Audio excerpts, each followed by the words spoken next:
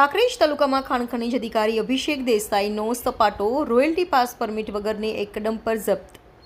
Shivri police સ્ટેશનમાં એક dumper લાવી કાયદેસર કાર્યવાહી હાથ ધરવામાં આવી। ગાડી નંબર GJ08AW8232 બનાસ નદીમાંથી રેત ભરી ખીવાણા તરફ જઈ રહી હતી ત્યારે ખાણ ખનીજ અધિકારી અભિષેક દેસાઈ ત્યાં ચેકિંગમાં હતા ત્યારે ગાડી ઊભી રખાવી ગાડી ડ્રાઈવરને પૂછતા રોયલ્ટી પાસ પરમિટ નહીં હોવાનું જણાવતા ગાડી શિવરી પોલીસ સ્ટેશનમાં લાવી કાયદેસરની કાર્યવાહી હાથ ધરવામાં આવી।